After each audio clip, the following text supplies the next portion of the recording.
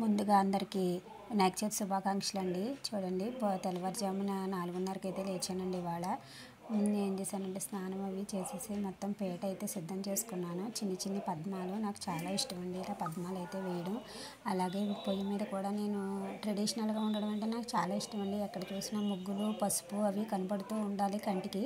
వీలైనంత వరకు అంటే మంగళవారం, శుక్రవారం పండగ రోజుల్లో అయితే తప్పనిసరిగా అదిగోండి మేము పూజ చేసుకున్నాక మా చిన్నోడు అయితే ఫోటో తీశాడు.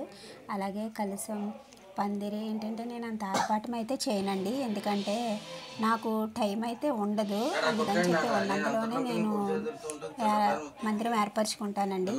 మహాశివుడు ఫోటో అండి, అంటే తల్లి, తండ్రి, కుమారులతో ఉన్నది.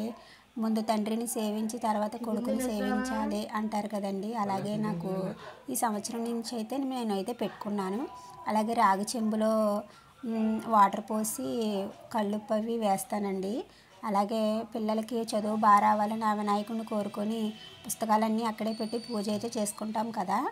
అలాగే ధూపదీప నైవేద్యాలు, కుడుములు ఆయనకి ఎంతో ఇష్టం. అలాగే తులసి కోట దగ్గర పూజ కూడా చేసేసుకున్నాను. చూడండి, అవన్నీ పళ్ళ రకాలు మనకి ప్రకృతి నుంచి వచ్చేవన్నీ కూడా ప్రకృతికి సంబంధించిన పండగ కాబట్టి అన్నీ ప్రకృతికి సంబంధించినవే ఉంటాయి. కొబ్బరికాయ, శనివిడి, వడపప్పు, తమలపాకులు, ఆకులు అంటే ఒక్కొక్కటి ఒక్కో సువాసన వస్తుంది. దానిలో సర్వేంద్రియాన నయనం ప్రధానం. అలాగే రకరకాలుగా ఉంటాయి కదండి. అవన్నీ కూడా ఒక్కో ఆకు ఒక్కొక్క రకంని సూచిస్తుంది. అదిగోండి మా చిన్ని వినాయకుడు చూడండి, చాలా బాగున్నారు కదా. నాకు ఈ విగ్రహం అంటే చాలా ఇష్టం. అలాగే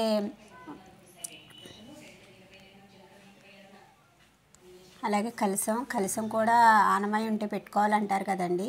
మాకైతే ఆనవాయి ఉంది. మాకైతే గొడుగు అయితే ఆనవాయి లేదండి. ఆనవాయి లేదని చెప్పి ఏంటో అనుకున్నాను. నాకు వెంటనే వినాయకుడి విగ్రహం అయితే మా వారికి షాపుల పరంగా ఒకసారి ట్రిప్ వెళ్ళామండి. ట్రిప్ వెళ్తే ఆ ట్రిప్లో చిన్ని విగ్రహం వచ్చింది, చూసారా ఆ వినాయకుడు. మా అత్తయ్య గారు చెప్పారండి, అంటే గొడుగు మనకి ఆనవాయి లేదమ్మా, పెట్టుకోకూడదు అన్నారు. వెంటనే వినాయకుడు పర్వాలేదు నేను ఉన్నాను కదా అని చెప్పి మాకైతే ఇలా ఇప్పించారు. చూసారా, తోరం కూడా కట్టేసుకున్నాను. ఈసారి అయితే మా వారు కట్టారండి, చాలా గట్టిగా కట్టారు. చూడండి, నాదైతే లూజ్గా కట్టుకుని ఊడిపోతూ ఉంటుంది.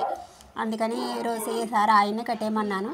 మా చిన్నబ్బాయి, ఎందుకంటే గుంజీలు అంటే ఆయనకి ఎంతో ఇష్టం కదండి. వీడియో గురించి అయితే కాదు, మనం కూడా కొన్ని నేర్పాలి కదా పిల్లలకి. ఆయనకి ఇష్టం, తీస్తావా అన్నాను. అంటే వెంటనే తీసేసాడండి. మంచిదే కదమ్మా ఇలా తీయడం కదా అని చెప్పి తీసాడు. వాడు ఓపిక అయితే మెచ్చుకోవచ్చండి. అన్నీ సాధారణంగా ఏంటో కానీ ఈ విషయంలో అయితే విన్నాడు.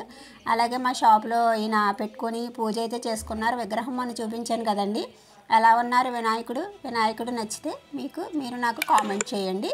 చూడండి, మా చిన్ని వినాయకుడు, ఈయన కూడా దర్శించుకోండి. అలాగే మా ఫ్రెండ్ వాళ్ళ మనవరాలు చూడండి ఎంత బాగుంది, క్యూట్గా వినాయకుడిని పెట్టుకొని